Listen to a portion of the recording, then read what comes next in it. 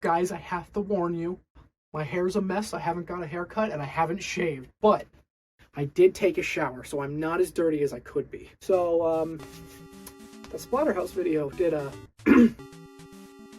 did pretty okay. So, there's a lot of new people here who, I'm sorry, but there's new people here who probably don't know what I do, for the end of the year. We're halfway through January, but, I normally try to take, like, media, games, stuff I've listened to, you know, whatever, just kind of talk to them, recommend them. This is more or less for me to kind of just be like, here are things that I enjoyed, and maybe you will too. Yeah. My child is out there doing something. I'm not sure what he's doing, but he's doing something. With that, I'm honestly just going to get in it. Number one, breaking into this, I just want to say thanks for all of the views the Splatterhouse video got. I kept saying to my friends over Discord and just in real life, who are also my friends on Discord. It's a complicated situation. I kept saying that this video is going to be for me and literally no one else, because no one's going to care. And it did a lot. I'm proud of that video, and I'm not. Mainly because the live action stuff, the way I had my monitor set up to read off the live action bits in the script was like down here, and I have to do this because of the way that my desk current. I don't know if you're aware of this. This is a closet, so I have clothes right on the other side of the camera, and I have a desk just shoehorned shoved in here. And the way the desk was set up, and the way the tripod's set up, and every it just didn't fit. I've gone through and have reorganized. Look, I can. This doesn't mean anything to you, but this is huge. I have floor space now. So hopefully that won't be an issue later on. Also, I'll try to like learn some of the script. I know, crazy. But I just want to say thank you for that. And my goal, I think I said in like some video last year, was to hit like 450 or 475 subscribers or something. It's like just a small goal that I was like, I think that's achievable. 1,200 was not in my cards. So thanks. And from that, I think this will also be the first video that the Splatterhouse videos has ads on it, but I didn't choose where they go. I don't know if that's how it works. I literally have no idea how this works. So if you get interrupted by ads, it's because I didn't figure it out. If you get interrupted by ads in between sections, it's because I figured it out and I placed them there. So we'll see. But yeah, with that, we'll just begin. And I realized I forgot to bring my drink in, so 1 second. And I have my drink now. That's right, we do editing here. Oh, also, I got these funny little things. We're gonna see if they make any difference at all, so excuse me 1 second. Okay, it says that it's connected. I have no idea of knowing if this worked. I'm gonna find out right now real quick. Upon my testing, it is connected. So, it's time for me to whip out the iPod I use once a year to pull up my notes. And I'm gonna just read off some things that I like. As you are probably well aware, this video is not scripted, and it'll just kind of be me listing off things that I liked and would recommend, and then also just like maybe saying a couple words about them if I have a couple words to say about them. So with that, we're gonna start with movies. This keeps hitting my chin. Some movies that I would just recommend, just kind of rapid fire real quick. The new Planet of the Apes movies, all of them. Rise of, Dawn of, War for, Empire of, Kingdom of the Planet of the Apes. All of them are great. The original trilogy, there's movies from the 60s, but whatever. The new trilogy, Rise, Dawn, and War, consistently just got better as they went. It was kind of amazing, and I loved those. The new one, Kingdom, probably the weakest, but still like damn good. And I'm hoping, I hope to God it made enough money in this dour year for movie theaters that it gets a continuation. I like the Monkey movie. The Monkey movie's good. Me and my wife had a musical day where she showed me her favorite musical and I showed her mine. She showed me Phantom of the Opera from 90 something. And it's good. Definitely not my kind of thing, but it's a good movie, and it's good. It's nice to see when we used sets and like really elaborate sets. Now I feel like you get some practical bits of the set, and then most of the elaborate bits are just inserted with CG, which is fine. Like I'm used to it by now, but it's nice. It's so nice to see sets. And speaking of sets, I showed her my favorite musical, Total Whiplash, Little Shop of Horrors. I love that movie, and that big plant. It's like the perfect 80s camp movie that's also a musical, and I love it. Rick Moranis is my hero. Godzilla -1, again, I saw it last year, and that's like my movie of the year, and I'm pleased to say 100% that is like one of my favorite movies of all time. I have watched it twice this year, once again on Netflix when it was released, and then a month later, the day that the black and white version came out. It's one of my I think it's one of my favorite movies of all time. It's not overshadowing Akira. I still have that bitch tattooed on me. I don't think anything's going to overshadow that. But being a big Godzilla fan, -1 just checks every box and makes the human characters like good for once, and like damn good at that. Every time I watch this movie, I'm sobbing. Is your war finally over? Oh my god, I died. Evil Dead Rise. I watched that along with the Evil Dead 2013 remake because my wife forced me to watch Descendants 1 and 2, and I wanted to die. So I was like, I'm going to watch other people die, and I put on the Evil Dead remake from 2013. I still think that's pretty good. That movie's good. It's gross, which is awesome for an Evil Dead movie. It has issues, and it's weird to say that I don't like it as much as the original, when, like, on a technical level, the remake is obviously better than that movie made for, like, 2 peanuts and a paperclip. But that original movie has so much charm to it, and Sam Raimi's just the man. It has so much charm and style that, like, the 2013 one was definitely going for a different thing, and for what it goes for, I think it does. I think it does it well. I'd recommend that. Last year, or 2 years ago, or 27 years ago now at this point, which is crazy because I'm 26, so I don't know what I was doing as a fetus, I watched all of the Saw movies minus Jigsaw and Spiral because they just looked bad, and from what I can tell, they don't matter, so I skipped out on those. But I watched all of the Saw movies, and then Saw 10 came out at some point, so I just was walking through Walmart and found a Blu-ray of it, and I was like, forget, because it wasn't available to stream anywhere at the time, or it was like stuck on Peacock, and I was like, I'm not buying Peacock for Saw 10, so I just bought it. Saw 10 is the longest one, and it's one of the better ones. Crazy to give you like a ton of backstory on Jigsaw and actually make you feel bad for him, but I liked that one a lot. Yeah, it was just good. If you're already invested in the Saw franchise and you like it, you'll probably also like it. If you couldn't care less, why are you here? Gremlins 1 and 2, dog, I had a hankering to watch Gremlins so fucking bad one day, and I was like, it's got to be available on something. No. We didn't have Max at the time. Now we have Max. We have HBO Max again because it was a Disney Plus, Hulu, and Max bundle. And I like Hulu. The kids like Mickey goddamn Mouse.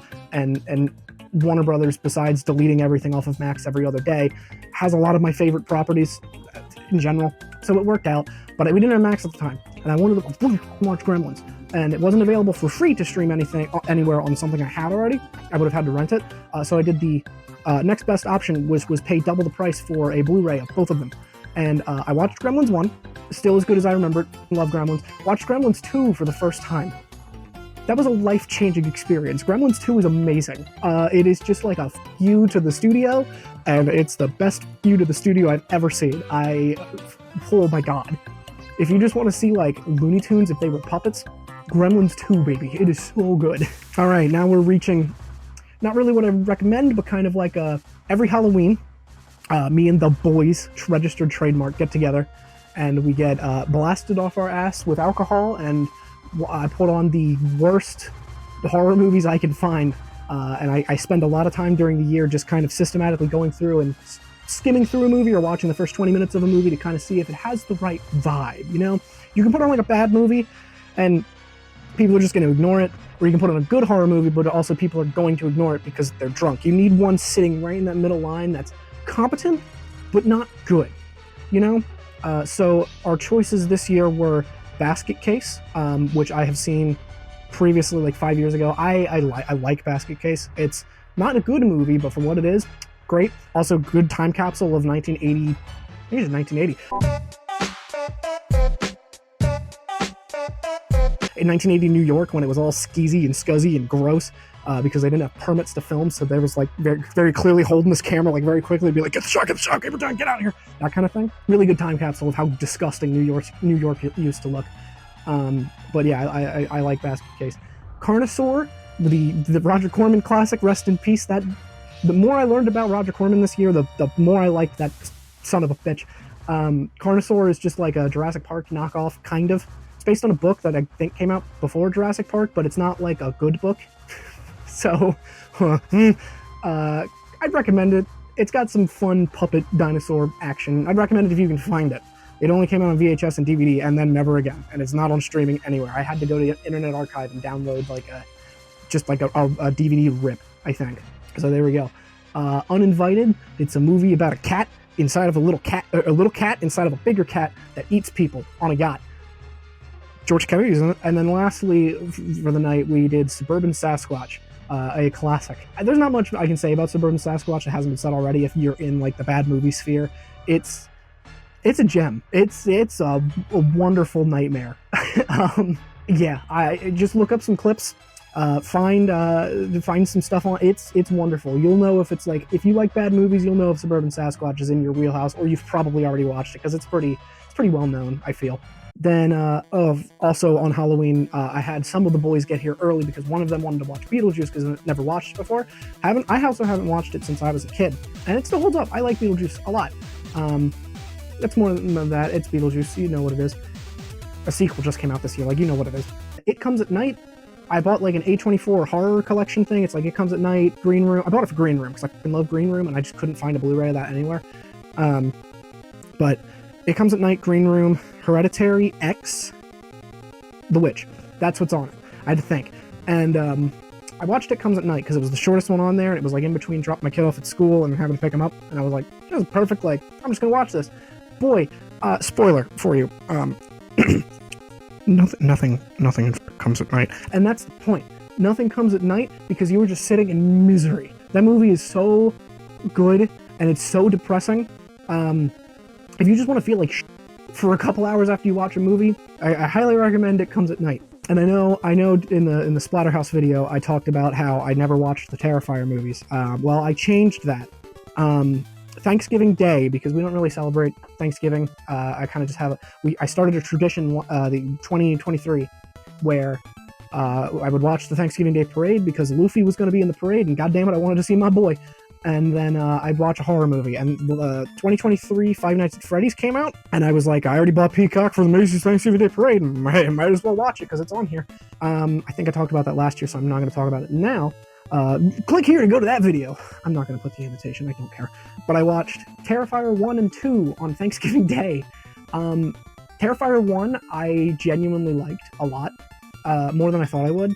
It really felt like a low-budget filmmaker had a vision and was just like, I'm going to do what I can with the setting I have and the actors that I have. And for what it is, I thought it was really good, honestly.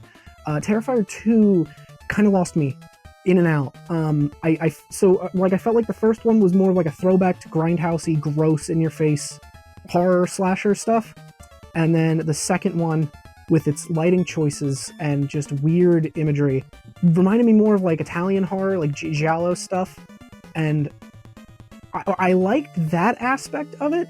Just, I don't know, it had like double the budget of the first movie, and I was worried that there was going to be a bunch of inconsequential bullshit, and like right away there was like a fucking 20-minute dream sequence that just went on for so fucking long. And I get it ties in later, but it just went on for so long, and it's like, why are we watching these people get gored to shit? Because they don't matter, they're not real, they're part of a dream. And I get this song comes back later, whatever. I don't get it. I get it, and I don't, because I feel like you could have that, but it could also just be shortened. And then the ending was kind of like a kind of thing.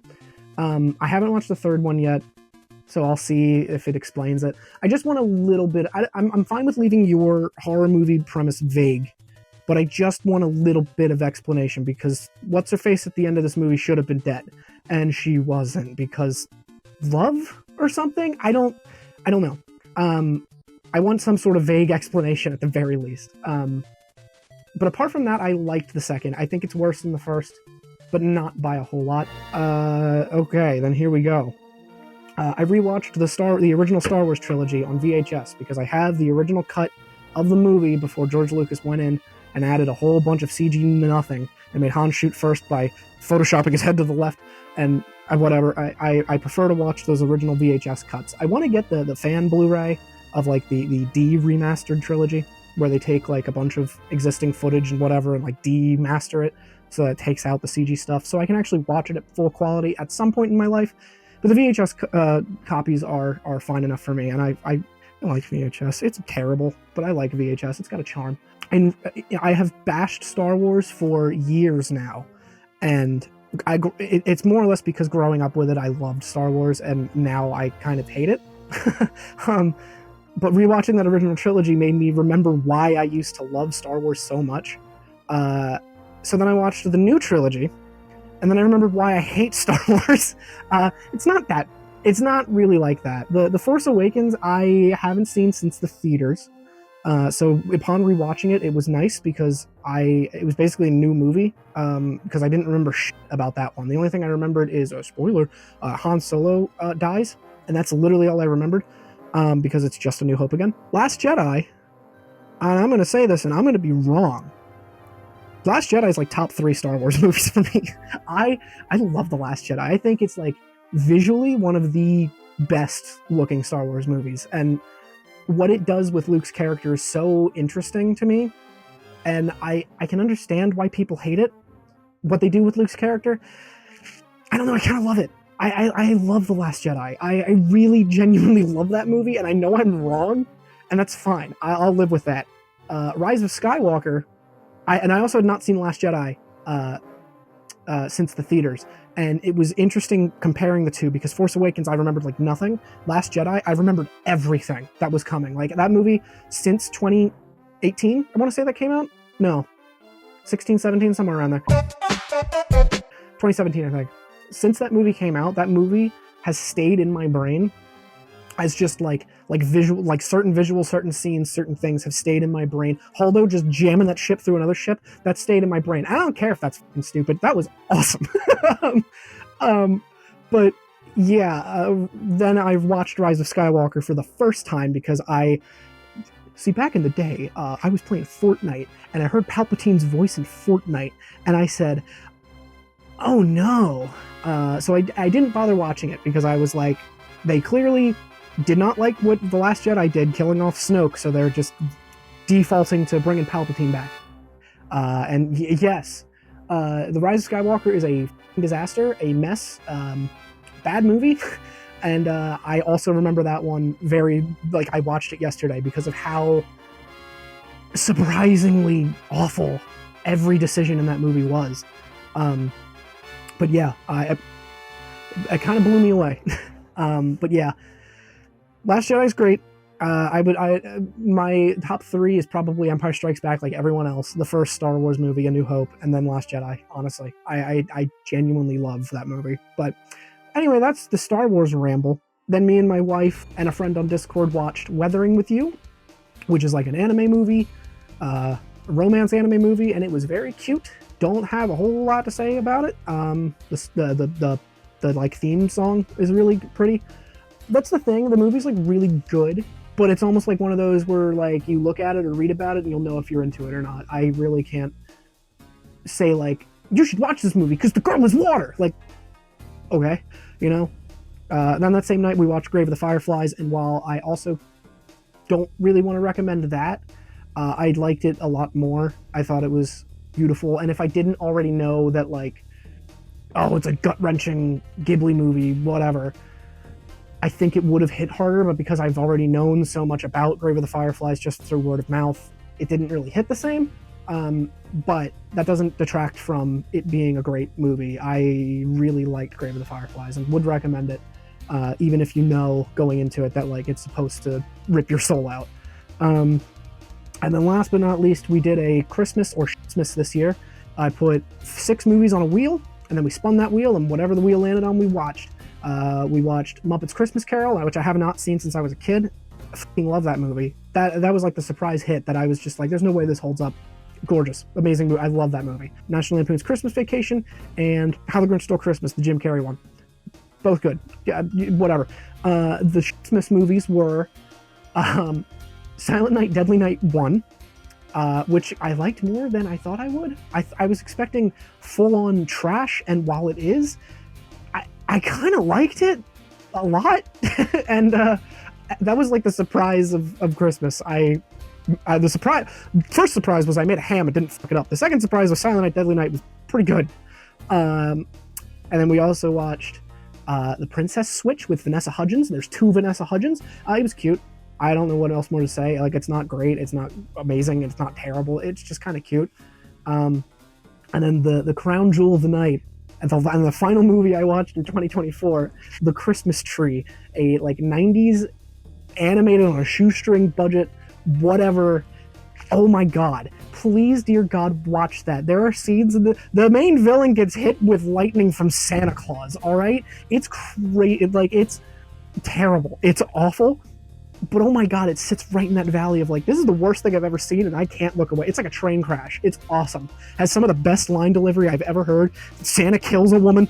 Like, it's so stupid. But yeah. I'm recommending The Christmas Tree full force. It's so stupid and bad. I love it. But with that, we're going to move on to our next category, which is anime. And if I do this right, there should be an ad. And if you don't see an ad, oops. Or if you have YouTube Premium, hey, Baja blast this bitch, you know? I'd better go now. Take good care of yourself and the children, Judy. Okay, I'm going to try to blast through the anime because the movie thing went on for too long. Anime, I think I talked about it last year a little bit, but we started off the year with Link Click, and I think I did Link Click Season 1 last year, and then Season 2 was this year that we just happened, or 2024 that we just happened to watch. Both are great seasons. A great show all around. It was not what we expected at all, and pleasantly surprised by it. Recommend full-heartedly. Go into it not knowing anything. I'm not even gonna tell you about it. Just watch it. Link Click's so. If you look at the cover and you kind of read the description and it seems interesting, watch it. Dear God, there was the One Piece one-shot that Oda wrote, or like the one-shot Oda wrote before doing One Piece was like adapted and released on Netflix called Monsters. That was really, it was like a really good short thing, and then the way it ties into Thriller Bark at the end was one of my favorite like reveals at the end of all of it. I won't spoil it, but it was really cool and warmed my cold, dead heart. I on a whim decided to watch Vinland Saga, and it turned out to be one of my favorite things I watched this year. Season 2 is significantly better than the first season. I liked the first season a lot. I loved season 2. I hope there's more. I know there's more manga. I hope we get more of the anime because I want more. It's so good. My wife wanted to watch Solo Leveling because it's a manhwa that she was reading at some point in her life and then kind of dropped out on, and then the anime got announced and she was like, oh, this would be like the perfect time for me to pick this back up. And she started watching it, and I did like the dad thing where I was like cleaning the kitchen or whatever, and then I kept hearing cool shit happening. So then I kind of like be in the kitchen doing whatever, and then I would turn around and just kind of be like, and then I ended up watching most of the show from the kitchen, just kind of standing there like this. So it was really good. Dorohedoro, I watched on a whim because I had a goal that I did not achieve last year, which was to watch all of the D animes. There was Dorohedoro, there's Dorarara, and then there's Dorororo. And I was like, wouldn't it be funny if I watched all of them? I watched Dorohedoro, and that's it. And I love Dorohedoro. Apparently, a new season this year. I didn't even know that it was announced for another season. And then, it's been like, what, 5 years, I think? 2020 was the first season. I know Mappa, and they're overworking their employees like crazy, but like, goddamn. So excited for that. I watched another Mappa show that I only really watched because I have a friend, acquaintance. I don't know. It's one of those weird things where you were friends with them in college and they kind of lost touch, and you still kind of keep tabs on what they're doing through social media. But that's about it. A friend acquaintance from college wanted to do voice acting. Really, that was like his thing, and he managed to pursue it, and it's been in a couple things. And he played a character in a little anime called Buchigiri. And while Buchigiri has issues, mainly the main character and the love interest suck. Everything else was great. The fights were well animated. The other characters that aren't the main character were great. And I honestly recommend it as just like a little 12 episode kind of jokey, fighty anime thing. It was fun. I liked it. And my friend did a good job. I also watched Another, which I guess has the reputation of being like a trash horror anime. And I don't know what this says about me or not, but it systematically changed who I was for a couple weeks there. I loved Another. I adored Another, and I thought nothing but Another for a good bit. I bought like the manga thing that's like this big thick book. I loved. Another was so good. Speaking of another horror series, I watched Higurashi, which I think I touched on in Media Preservation is Still a Joke from this year, which it was kind of a bottle video. I made it because I needed to fill a month. You can click it right here. I'm not going to do it again. I did the joke already. But Higurashi was okay. Higurashi, When They Cry. So the way that I did it was I watched the original series from the early 2000s, and then I watched Satsu and Gao. Whatever, the new series that came out like a couple years ago. I don't know if I'd recommend it that way. I was told to watch it that way, and while I get the intention, I think I should have just watched it Higurashi and then the second season 2 Higurashi back in the 2000s and then went to the new stuff.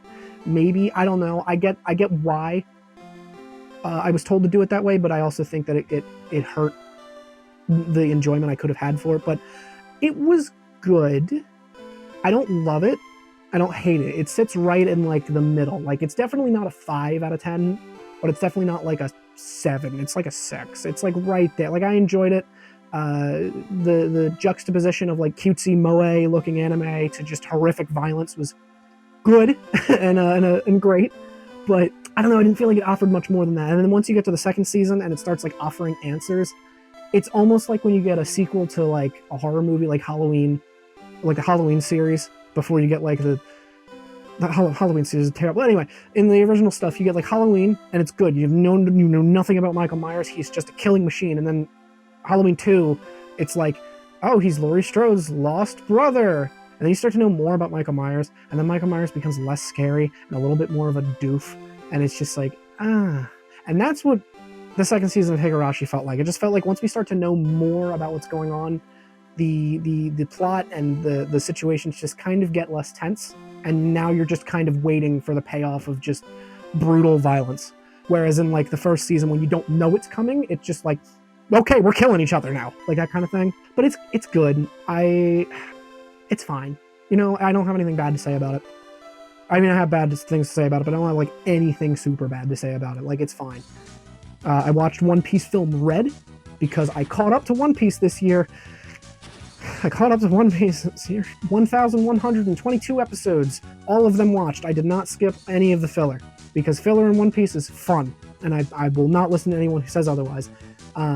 One Piece, as it is one of my favorite things I've ever seen in my life, which I'm preaching to the choir here. People who have watched One Piece will always kind of say that, but it genuinely is. It's like, I mean, it's a 25-year spanning story, and it's never bogged down with garbage, and it's always moving forward. And you always, like, we're in the last saga now, and we still probably have like a good 3 to 5 years of the manga yet before like everything is wrapped up. And it's, I don't know, man. One Piece, I love all the characters. I love the world. I love everything about it. The only thing I don't love about it is the early seasons being a little bit slow, and Dressrosa's pacing is a little rough, and you know, that stuff. But the Wano arc, for being 208 episodes long, like longer than most anime, like long-running anime, longer than Black Clover, and like just 150 episodes shy of like Bleach's run. Wano is my favorite arc in One Piece because it is just like, from Fishman Island to Dressrosa to Zoe to Whole Cake Island to Wano, everything has been building to that moment, and that payoff when all of it pays off. All the characters you've met up to that point, Kinemon, the Akazaya 9, everything, Kaido being hyped up as he was, when it's all paid off, it is an otherworldly experience. It is so, oh my god. Anyway, that's my One Piece ramble. I watched One Piece Film Red after I caught up, and it's a damn good movie, and god damn it, Edo is incredible. Yuta is one of my favorite non-canon characters. Don't know if she's canon or not, but Oda, help. All the songs in One Piece Film Red are sung by Edo, and Jesus fucking Christ, I can't say anything more. It's just good. So we had one day where my wife was like, I just want to feel pain. So we were like, okay. We watched Your Name, which we've heard is like a sad, heartwarming, make you cry, tears of joy kind of anime movie, and it was really good until it wasn't. And that might be controversial to say, I don't know. I'm gonna give spoilers for Your Name. When halfway through the movie it becomes a time travel movie, I kind of hated it. I really loved the discovery that this girl that the dude has been body swapping with has actually been dead for like 3 to 5 years or whatever it was. And I was hoping the rest of the movie would be kind of exploring him trying to get over that. And like you've lived this girl's life for months, and now you have to try and move on from that. And I thought that's what it was going to be, and that's what I was hoping it was going to be. And then when it turned out to be a time travel movie, I was like, I'm out. I hate this now. Yeah, he time travels and saves the girl. Okay. Then we watched A Silent Voice, and A Silent Voice is one of the most perfect movies I've ever seen in my life. A Silent Voice is about a kid who's mean to a deaf girl in elementary school, and then they move on, and then it kind of like jumps forward in time, and he's like a teenager now in, I want to say like the second half of high school or so, and he bumps into the deaf girl that he was shit to, and he wants to make up to her, basically. That's like the gist. I'm not going to get into more of it. It's one of the most beautiful and perfect movies of this kind that I could ever see. Whether everything's been held to the Silent Voice standard now. Like, we watched Weathering with You, Your Name, and Grave of the Fireflies. Grave of the Fireflies is second. None of the rest of them are as good as Silent Voice in my eyes. We watched that, and then I immediately bought the Steelbook that was released by Shout Factory, I think. Gorgeous Steelbook, comes with the Blu-ray and DVD. The next time we watched it, I put it on the background to show a friend, kind of, sort of, on DVD on my SpongeBob CRT. And that was also a really cute way to watch it. But yeah, no, I recommend wholeheartedly. Silent Voice is perfect. On a whim, I watched The Apothecary Diaries. Not really sure why. I've never really delved into shoujo that much, and I was like, maybe this would be the gateway one. And boy, that gateway drug is one hell of a drug. Apothecary Diaries is so good. I cannot wait for season 2, which I think is airing now or soon. And I will be watching, and I will be cheering. Apothecary Diaries was so good. My wife showed me Violet Evergarden because she watched that first, and then she showed me it. It was also very good. I don't have much more to say about that. It's kind of just like a feel-good kind of thing. The best episode was the mother writing letters to her daughter years in the future for every birthday. For plot reasons, she needed to do that. And that reveal of everything, and that was like masterfully done. The rest is pretty good. I liked it overall. It's not like one I'll probably rewatch, but it is one that sticks with me, kind of thing. Oh my god, we still got a lot more. Okay, I'm just gonna blitz these now. Madoka Magica. Watched it because a friend said so. Madoka Magica was great. Loved it. I'm going to watch more Madoka-themed stuff, but give me time, please. Tomodachi Game. I started watching this on breaks at work, because I watch anime on my breaks at work. I'm that guy. As soon as I started watching it and saw like it was like this deception mind game, that started making noise and scared the shit out of me. I thought it was blowing. I thought this was about to turn into a snuff film. Tomodachi Game. I started watching on my breaks at work because I'm that guy. And as soon as I found out it was like mind manipulation and like, not mind manipulation, but like mind games, like kind of thing, just like really sinking its teeth into other people and like pin them up mentally. I immediately was like, my wife would like this. So I stopped watching it, told her about it. It took like 3 months until we watched it, and every single day was pain. But we watched it, and oh my, yeah, Tomodachi Game's worth it. I have no idea if it's going to get another season or what. I know the manga either just finished or has been finished, and they're releasing like new color print or something. I don't know. I want more. Please. Black Clover, me and my wife watched kind of on a whim, and I really like Black Clover. It kind of starts off a little slow, but honestly, I think Black Clover is one of the better like newer long-running shonen series. I really liked Black Clover. It's very charming. Windbreaker was another one my wife was watching where I pulled a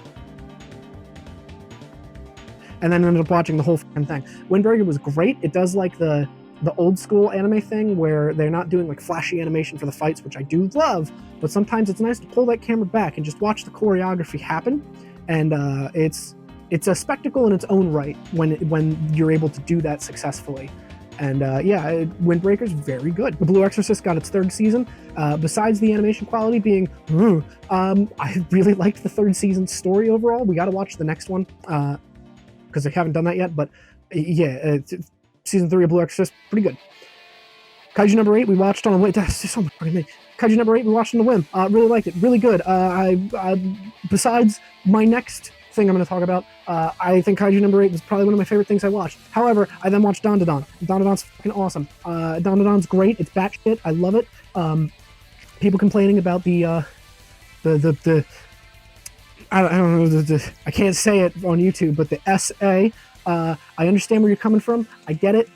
Doesn't bother me that much, but I've also watched a lot of gross, disgusting French movies, so it's not anything I haven't seen before. Anyway, moving on. The new season of Demon Slayer, the Hashira training arc, I was begrudging and didn't want to watch it at all because the Swordsmith Village was the last one. Fucking sucked. I fucking hated Swordsmith. That shit was awful. And I was like, I kept parading and saying there's only so much good animation can carry this show before people start to realize that the story writing is shit. And then the Hashira training arc happened. I take back everything I said. I don't know what the f was going on in Swordsmith. I don't know if the writer just had a stroke and just like was it whatever. Hashira training arc was wonderful and like immediately piqued interest again. Like that was great, and I'm excited for the 3 movies that they're doing with the final arc. I'm gonna save that one for last. Hold on. One Piece fan letter. When One Piece anime was announced to be going on break until April, we got a filler episode special called One Piece fan letter, which was one of the best things I've ever seen. Truly, I think the issue with me now is I could watch anything with Luffy in it, and I would probably adore it, just because I love these characters so much. But fan letter being about the people on the Sabayori Archipelago after the 2-year time skip when everyone regroups was just beautiful. And seeing like Marineford from the ground floor of the Marines and like what they were going through during like these just demons fighting each other was it puts a new perspective on a great arc that you didn't even think about, like the normal ass people that are fighting for their lives while like Mihawk and whoever the fuck he was fighting, I forget, Smoker? I don't remember anymore, but whoever they were fighting, and it's just like their swords clashing, causing shockwaves, and what that does to just normal ass people. Yeah, One Piece fan letter's great, and if you have watched One Piece up to Fishman Island, I would say, you can watch that. You don't have to catch up on it. So yeah, if you, for whatever reason, have been worried about wanting to watch fan letter but worrying it would spoil anything, as long as if you're in Fishman Island right now, I don't give a where you are, you can watch it. You won't. It's not going to spoil anything. It is literally just the Sabayori Archipelago when the Straw Hats meet back up after the 2-year time skip. Sorry, Mom. I'm sure that was confusing as all hell.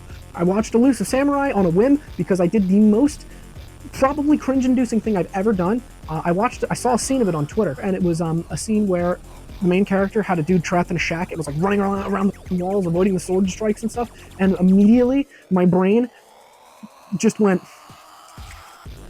what if that was Sonic the Hedgehog? And from that point on, I watched it, and it was pretty good.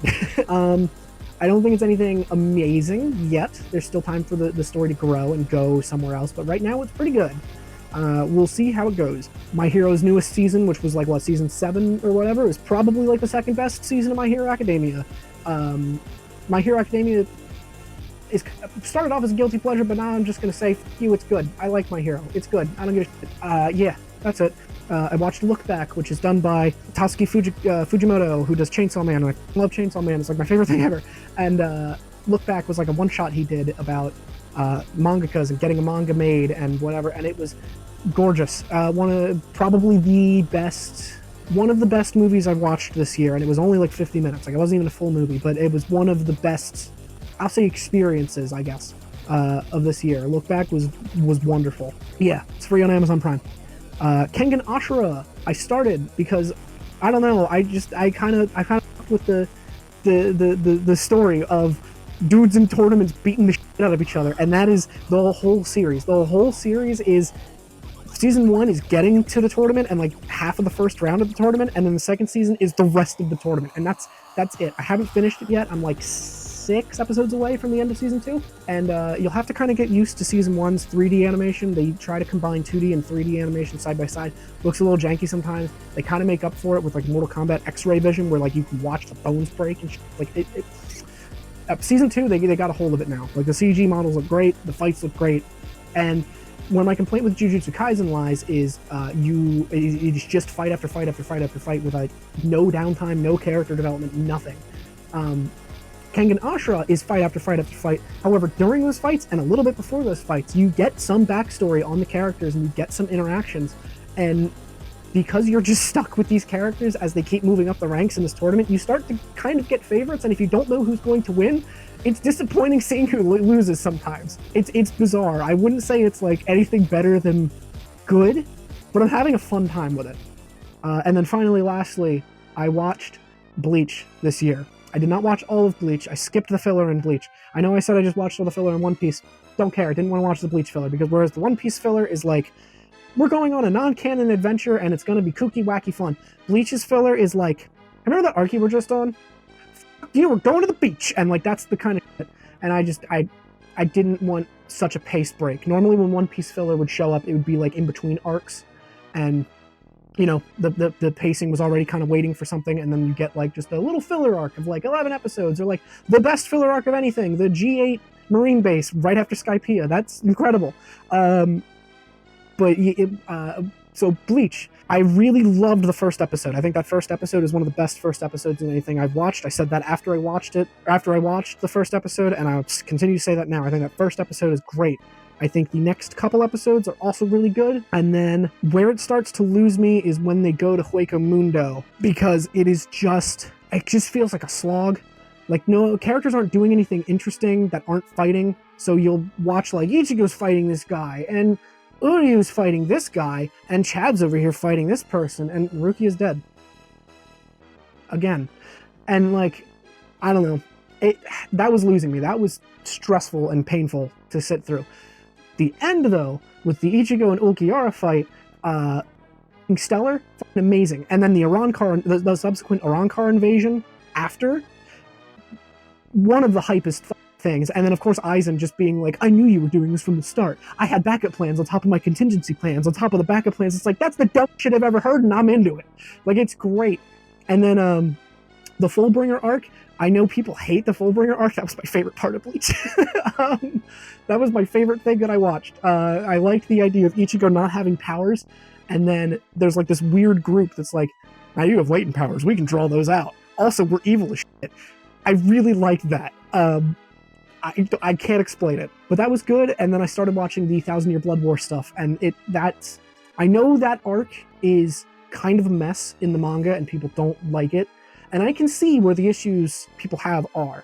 However, the anime does a damn good job covering up those issues with really good animation, so I don't care. Bleach has turned into one of my favorite kind of things that I've watched. I wanted to watch the big three, but I just don't give a shit about Naruto. So I don't know if I'll ever watch Naruto, but I'm happy that I've watched Bleach and One Piece.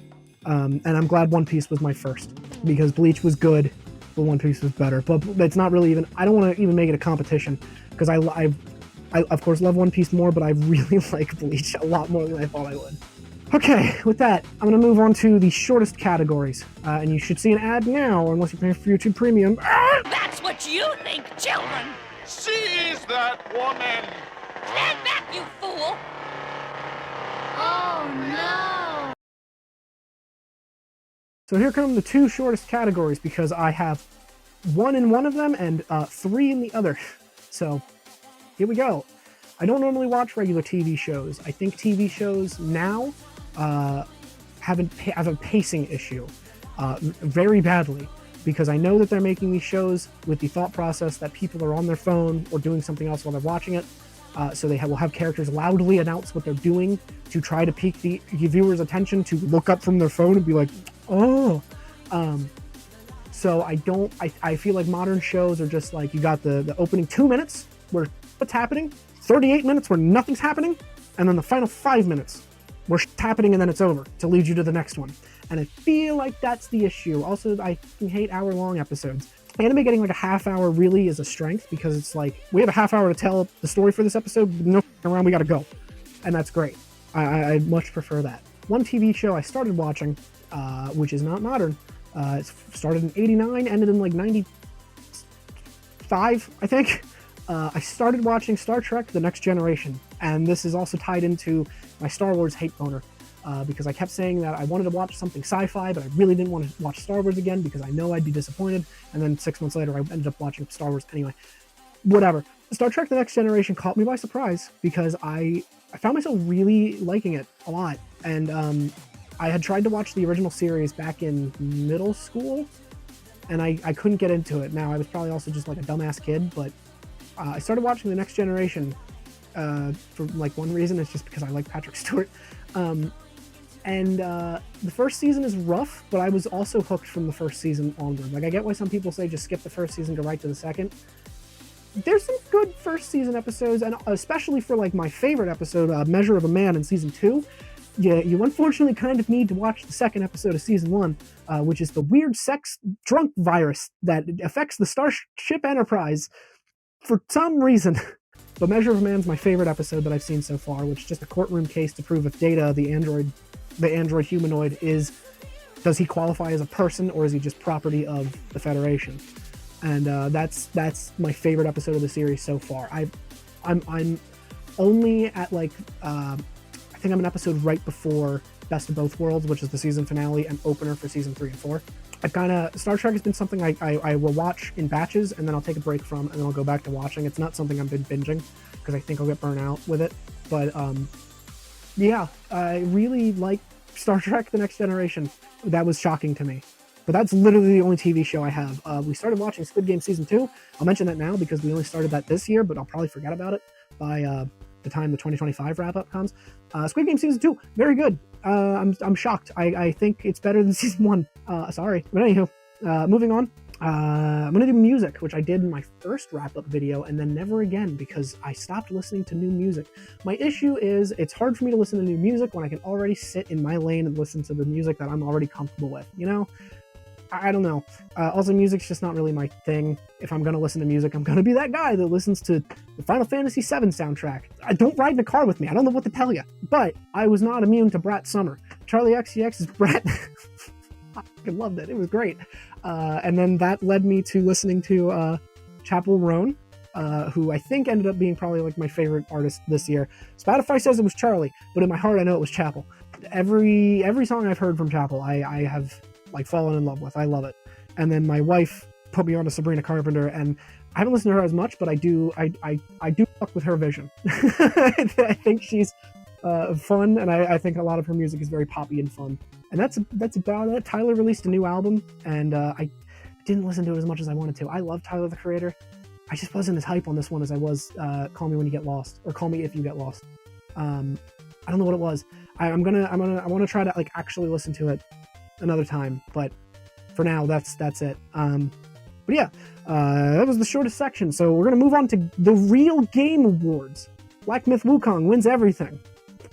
That was a joke. I didn't even play Black Myth Wukong. Seeing at the Game Awards that the Black Myth Wukong team had already written like a speech for winning Game of the Year 2 years before the game came out was disgusting to me, because that just shows like that just shows some pompous arrogance and was just gross, and I hated that. Astrobot deserved it 100%. I didn't even play it yet, and I want to so fucking bad, but I just haven't yet. And Astrobot deserved it. Anybody who's upset by that is a fucking baby. Anywho, we're gonna move on to games now. So normally I just kind of talk about the games that I've played, but this year I decided to break it up into a top 10 kind of thing, so I can say what the best game I played all year was, and number 10 not being the worst, but you know, just like these are the 10 things I played and I'm happy I did kind of thing. I have some honorable mentions that I'll call out now. I started playing this in 2025. I think I started playing this at the very end of 2024, and then in 2025 is when I like finished it, so I'm not counting it for either year, honestly. But these also aren't games I played that just released this year. I'm playing from the NES all the way to now in a year, and I count all of that. I don't care about new games coming out. What the best game of 2025 is, I don't give a it's just what I've played. I've been playing a lot of N64 and Turok recently. More on that later, I'm sure. Anywho, honorable mentions are Jedi Fallen Order, which continues the Star Wars relationship because after watching Rise of Skywalker, I played I think it's also on here, the Lego Star Wars Skywalker Saga, because it was free on PlayStation Plus, and I was like, that'll be a fun way to experience the movies again. Plus, I didn't watch the prequels because I don't know what's worse, Rise of Skywalker or Attack of the Clones. I hate both of them equally. Attack of the Clones is just uglier, so probably Attack of the Clones. I didn't watch the prequels again, so I was like, I'll play through them, and that was fun. I liked Lego Star Wars, the Skywalker Saga. I think it's missing some of the charms of those original like Lego Star Wars and Lego Star Wars 2 games. But Skywalker Saga is good. As a kid, I would have lost my mind at that game. But then after that, I decided to try out Jedi Fallen Order because that was also free on PlayStation Plus 6, 7, 8, 17 years ago. And I avoided it because it had that funny little thing called EA attached to it. If you know anything about me, which you don't, shut the fuck up, you don't know anything, shut up. I avoid 3 specific game companies with a passion. Number 1 is EA, because I think they're a scum-sucking piece of shit company, and I just hate everything that they stand for. I think if they're going to if they given the opportunity to just hold you up in the street at gunpoint and demand all of your money, they're going to do it. Ubisoft, because they just keep making the same fucking games every goddamn year. Oh, the newest Assassin's Creed, and it's still climbing fucking towers to open a map up to go do boring bullshit every fucking year. You have Rayman, just make another Rayman. But I avoid Ubisoft, which sucks too because the new Assassin's Creed game conceptually seems great. Unfortunately, it is an Assassin's Creed game, so I will be avoiding. And then the other company is Activision Blizzard, and that is solely because of all of the shit that came out about them like 3 years ago about how all the employees would have like a Bill Cosby room, and drove one of their female employees to ending it. Because of the terrible shit that they put her through. That's disgusting, and I don't care if that management's been fired and moved around. I'm not fucking touching an Activision game. I'm not touching a Blizzard game. That Diablo 2 remake that came out, I wanted to play that. No, I'm not bothering. Fuck them. But normally I avoid EA because of that. So I was wary, but I was like, it's free, I'll try it. Fallen Order turned out to be one of the best things I've played. I loved Fallen Order, and its story was really good and made me angry because I'm just like, where is this story in those Disney Plus shows and those movies? Like, where's the writing here? Like, we're missing this. Like, the franchise is missing this. Why is it here? But it was super good.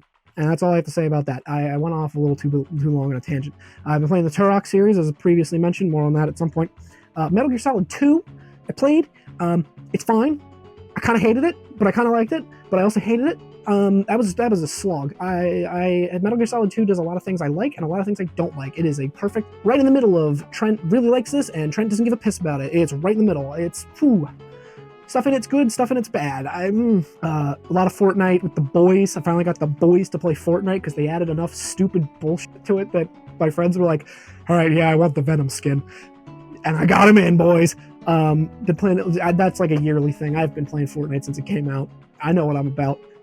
Playing Valorant every now and again. I played it on PC a lot. I'm not doing any ranked things. I play these games to have fun. I don't give a shit about getting ranks.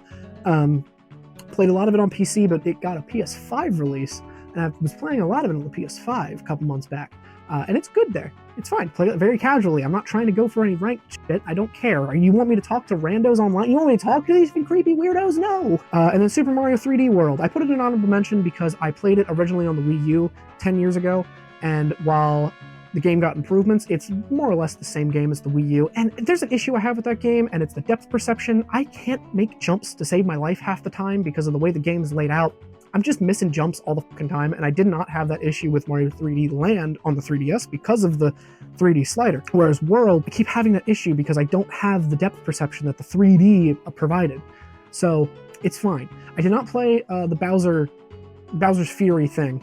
I have to get back and do that at some point, but I did 100% 3D World to play the final Champions Road or whatever. Still on that. I'll get back to it one day. But anyway, here comes the top 10 games I played this year. Number 10, Donkey Kong Country Tropical Freeze. I really wanted to like this game more. I think it's one that'll grow on me with subsequent playthroughs, but I've always heard that this is one of the best 2D platformers of all time, and I think the first one's better. My main criticism with Tropical Freeze is it's really, really, really, really, really good. Boss fights go on too fucking long, and they're so goddamn boring that it just kind of drags everything down. I still haven't beaten it. I'm on like the final boss, and it's just every boss just requires a lot of waiting, a lot of pattern recognition, and then just kind of waiting and waiting and waiting, and then the boss will just present itself with its weak spot, which of course you then hit, and then recycle that like 8 times. Like these boss fights last like 20 minutes, and they don't need to.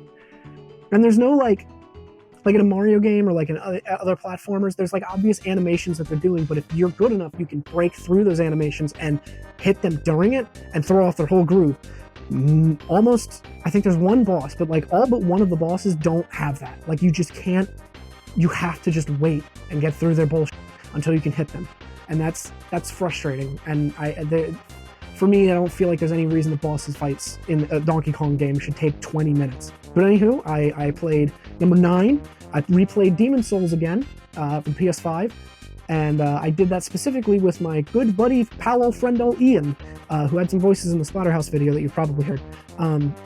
He had never played Demon Souls before and wanted to play it, but didn't want to do it alone because he said he probably wouldn't. He told me verbatim he probably would not finish it if it was just him. And I love Demon Souls. It's not my favorite, but I have a strong appreciation for it. So I immediately was like, I'll play Demon Souls with you. And that was a great time. I love Demon Souls. Number 8, Vampire Survivors. Bought this on a whim because it looked like it was fun. And this ate up a good 20 hours of my time in total, I think, before I kind of was like, okay, I'm good.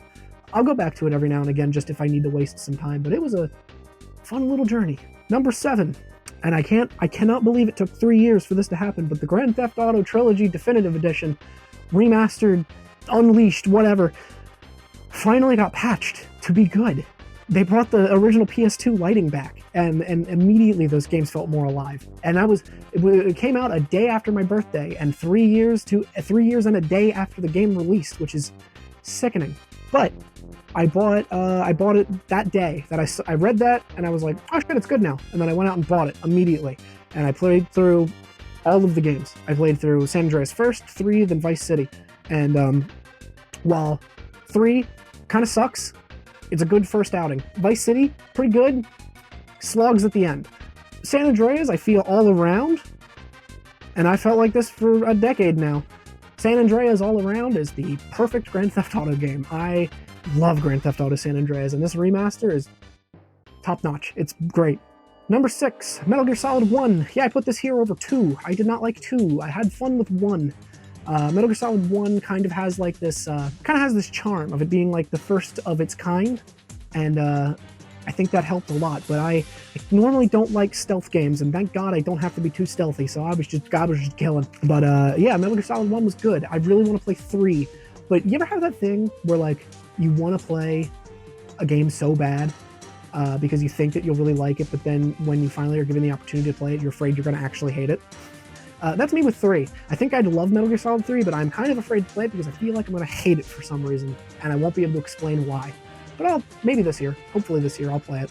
Number 5, I started off the year with this game, Pokemon Legends Arceus. I had tried to play it at launch and didn't really fuck with it. And then 3-4 years later, whenever the hell it came out, I finally played it again and like actually sat down to get through the tutorials and figure out everything, and it's actually one of my favorite Pokemon games, probably. I think it's really good, which is preaching to the choir, apparently, but hey. Yeah, I'd recommend Legends Arceus if you want a different take on Pokemon. Hell yeah.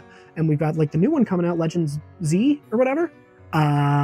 Excited for that, because I love Pokemon X and Y, the shows that they are, and I want more games set in the Kalos region. I like Pokemon X and Y. Number 4, I played the original Nier on PS3. That was like a sleeper hit for me. I did not expect to like it as much as I did. I bought it the day after GameStop announced that they were doing retro games again, which I guess the PS3 is retro. It is almost 20 years old, Jesus Christ.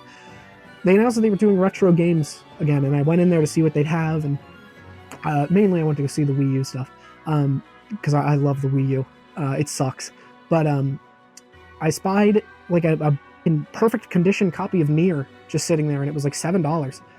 So I got that, and yeah, Nier was not the game I was expecting it to be, and I loved it.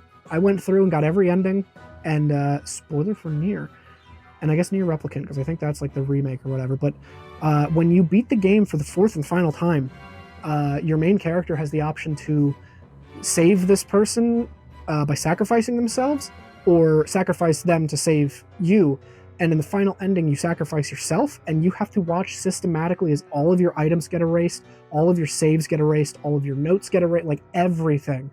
Just so it hammers home that, like, this is your decision, this is what you made, it's over, you can't come back. And that's incredible. That hits so much harder than just it being a story beat. That's like 40 hours plus of progress I made that is just gone to the ether now. And all that remains are the memories I have of it. That's awesome. But yeah, I recommend Nier. Nier Replicant is probably the easiest one to get now, because that's like a remake-ish thing of the Japanese-only Nier Replicant that was released for the 360 or some shit in Japan, and we got it over here now as Nier Replicant version 2.15154, whatever, for all the consoles. Just play that version. It's like the exact same story, except your main character is younger, I think, now. The one I played, you play as like an older man. But by the way, Nier is incredible. Number 3, Elden Ring, Shadow of the Erdtree. I'm counting DLC as a game because there is no fucking reason FromSoft had to release a DLC that was the length of Dark Souls 1. People were bemoaning and bitching about how that DLC is $40. Dude, that should have been $60. I mean, I'm happy it was only $40, but it was packed with so much that it could have just been another $60 and just another game. And like, if we're going to compare the time I spent in Shadow of the Erdtree to like Dark Souls 1, for example, it's like neck and neck. And Dark Souls 1 was a full-priced single game, and this was just it was a crazy amount of content. The final boss is kicked my fucking ass for like 8 hours, but I've got his pattern down now, and I can do it, and I can fight him. And Mesmer was wonderful. Such a fun boss. And Bale, oh my god, finding that one dude, whatever his name is, and just running into the boss fight and him screaming is so good. That DLC was awesome. I beat that DLC and then immediately did New Game Plus and played through the entire game, DLC included, all over again. And I've never done that with any other game before, I don't think, where I've just beaten it and I'm like, I'm going through the whole thing again. Mind you, the first playthrough I did took me 100 hours. And I did it all over again with the DLC included. So like another 140 hours on top of the 150 after the DLC came out. Like, I just wanted to play it all over again. But yeah, Elden Ring, good. Who would have guessed? Number 2, and this was locked in as my game of the year for the whole year until one motherfucker just swooped in and took it. Number 2 is Final Fantasy VII Rebirth. This is everything I wanted the sequel to Final Fantasy VII Remake to be. Giving you the pseudo open world, all these villages to visit, and there's everything so densely packed, and with the mini games and all the events, the stupid piano thing that I spent so much time on. God, it's so good. And like the music, the remastered, remade music, and the extra music, and everything is just so. That game is like an experience. It was like I think that was also a 100-hour game that I played through, just because I did not want that shit to end. Was so good, and plus it's got Tifa in it, and that's a huge plus. So yeah, if you've played Remake, play Rebirth. You're missing out if you don't want to. It's so good. And if you haven't, play Remake, see if it's for you, and then Rebirth is more of the same, but bigger and, in my opinion, better. Yeah. And number 1, and what will finish this video off, my wife bought this for herself. She bought this for herself. She pre-ordered it for herself. She wanted to play it so bad, and then she played about 2 hours of it, and was like, it scares me. I'm done. It's not as good as the 5th one. So then I said, I'll play it. And that was a mistake. She bought Persona 3 Reload and wanted to play it, and then kind of came to the realization that she likes 5 better. I think Persona 5 is good, but I have my issues with it. 3 Reload is my favorite Persona game, I think. I haven't played 4 yet, but I think 3 is probably my favorite, and possibly one of my favorite JRPGs I've ever played. I don't know what even to say about it. It's one of the best anythings, remakes, games, experiences. Dude, it's so good. I don't know how to describe it, or I don't know even what to talk about with it. It's it was a good, I want to say that was 110 hours, and that was purely, most of that was purely story content. I'll say about 2 hours of that was grinding because I wanted to beat the Reaper, and I did. But yeah, I don't know, that game. What I like more about it, and this isn't really even a negative towards 5, because 5's dungeons or palaces they're all like pre-made and they have their own puzzles to solve and whatever, and that's good for it. I like Persona's 3 approach, where you just beeline up a tower and every single floor is randomly generated and there's no puzzles to solve. You're just going, and I like that. I like that more. It feels like I can really feel the progression going, whereas in 5 you can feel the progression going, but it's a lot of backtracking of like, go to this place, door locked over here, go over here, find the key, come on back, unlock this door, now go here, found a key, go all the way back to where you found the first key, now you can unlock that door, and then boss. I like Persona 3's just run and gun approach a lot. And I love the story, I love the characters, all the social links, I adored everything. Everything in that game is probably as close to perfect as you could get for that kind of game. There's not much more I can say about it. I highly recommend it if it seems like your thing and you have 100+ hours to spare. Yeah, it's real good. And that's going to wrap up this wrap-up video. If for whatever reason you're still watching this, thanks. And you get a special treat. What I think I'm going to do is, I have noticed from the Splatterhouse video that I think 1 or 2 people have joined the Patreon, and they're not. This is gonna sound real bad. Just hear me out. They've joined, but they're not like paying for it, and that kind of opened my eyes a little bit. So I think I'm going to change how the Patreon works, because full honesty here, the Patreon hasn't really been touched. I don't know quite what to do with it. I set it up before I really had like a goal in mind for it. Oops, and I still don't really have one. So to reflect that chaos, I'm making it entirely free. And that seems stupid, but hold on. So what the Patreon's going to be, more or less probably, is I'm just going to release the video early there. That'll probably be blocked behind like $1, just because I'm gonna make the video a day early, and then it'll be on YouTube for free literally the next day. I think that's what I'm going to do. But I think that's going to be the only thing I have blocked behind like $1. And the tiers are going to be $1 and $5 the way they are now, and everything else is going to be free. And normally what I kind of been doing with the Patreon is just posting what I've picked up for the collection and what I got a new cabinet. I maybe take a picture of that and be like, oh, it's a cabinet. But just like little doofy things, little kind of personal updates that wouldn't really fit on like my Twitter or like the community page. And I don't really see a reason for that shit to be locked behind a paywall. Now, obviously, the next question would be, well, Trent, if it's just going to be like pictures of bullshit, why aren't you using Instagram for that? Great question. I fucking hate Instagram. So, next, I'm just going to put it there.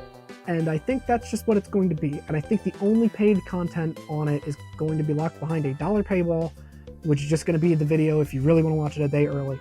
And you don't have to pay for anything else. I think is how I'm going to do it. Anybody who wants to donate money is solely just for support, I guess. To get like an actual camera so I can stop using my iPhone, which is screaming at me for storage space. Sorry. But like money going into that will be going towards, camera, probably better ones than these $20 Amazon lavaliers. My Scarlett Duo is kind of dying, and I have to fucking finagle the shit out of it to get it to work.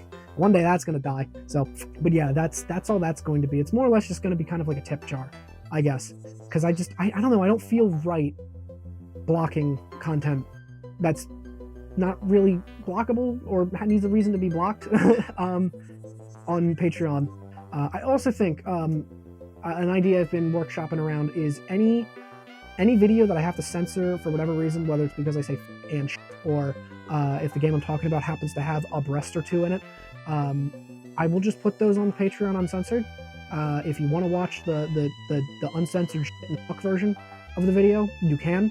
And if you want to watch the uncensored shit and shit version of the video, you also can. And I'm just gonna, that's more or less the reason too I want to block it behind a paywall. Just because I feel like it's harder for kids to get money to put that on, to pay for the Patreon. But I also just think, like, to me, censoring out those words is funnier, but to other people it's probably annoying. So it's there if you care that much. Yeah, that's going to be it. Everything on the Patreon besides early access to the videos are going to be free. Early access and uncensored versions of the videos are going to be free on Patreon. So everything, let me rephrase that because I fucked that all up. Everything on the Patreon besides uncensored and early access to the videos are going to be free. The uncensored and early access videos are going to be $1 at minimum, and the 2 tiers are $1 and $5, and that's, they literally are going to do the exact same thing, and no real benefit besides early access. And I just want to make it kind of like a tip jar, because I don't want to come off as the greedy, gross businessman, which I don't know how well I could come off as that with that and this, but I don't want it to seem like I want to take advantage of people who are willing to throw money around. I want everyone to be able to see everything, I guess. So yeah, that's that, and I think that's it. So that'll be the Patreon, and then if I did everything right for this video, there should be ads at appropriate places, and if not, oops. Yeah, that's it. I'm gonna end it here. That was my 2024. 2025 is looking bleak, but new Nintendo console, and if there's $1 billion company I'm gonna defend and have uncomfortable feelings towards, it's that one. Video game industry's looking bleaker than ever. The movie industry's looking bleaker than ever. 2025 shaping up to be a hell of a year. If you're in LA at this time, it's still not great over there. Please be safe. That's about it. Yeah. Bye, I guess.